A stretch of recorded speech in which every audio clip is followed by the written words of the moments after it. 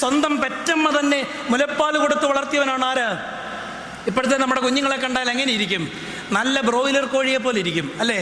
അവൻ്റെ തൊടയും കവളും ഒക്കെ കണ്ടാൽ നമുക്ക് കൊതി വരും. കാരണം എന്നാ? ഇപ്പം തിരുമേനി പറഞ്ഞതുപോലെ മുലപ്പാലല്ല അവനെ കുടിപ്പിക്കുന്നത്, ബേബി ഫുഡുകൾ നമ്മളിങ്ങനെ കലക്കി അണ്ണാക്കി കോരി ഒടിച്ച് കൊടുത്തോണ്ടിരിക്കുക. അതുകൊണ്ട് പിള്ളേരിങ്ങനെ അനങ്ങാപ്പാറ കളിച്ച് ബ്രോയിലർ കോഴിയെ കൂട്ടിയിട്ട പോലെ ഇരിക്കുന്നിടത്ത് നിന്ന് തിരിയാനേ അറിയത്തുള്ളൂ. പക്ഷേ ചില പിള്ളേരെ കണ്ടിട്ടുണ്ടോ, നല്ല നാടൻ കോഴിയെ പോലെയാ, പറന്ന് കിടക്കും. എൻ്റെ ചേട്ടൻ്റെ കൊച്ച് ഈർക്കിലി പോലെ എന്നെ പോലെ ഇരിക്കുന്നത്. ഇപ്പം എൻ്റെ അമ്മയ്ക്ക് വലിയ പരിഭവം, എന്താ ഈ കൊച്ച് നന്നാകാത്തത്? ഞാൻ തല തൊട്ടത് കൊണ്ട് എൻ്റെ അമ്മയുടെ വിചാരം എൻ്റെ ഗുണമാണ് ആ ചെറുക്കന് കിട്ടിയത്. അവിടെയാണ് അടുത്തിടെ പഠനങ്ങൾ പറയുന്നത്, ഈ മേടിച്ചു കൊടുക്കുന്ന പാൽപ്പൊടികളിലൊക്കെ 80% ഷുഗറാണ് ഉള്ളത്.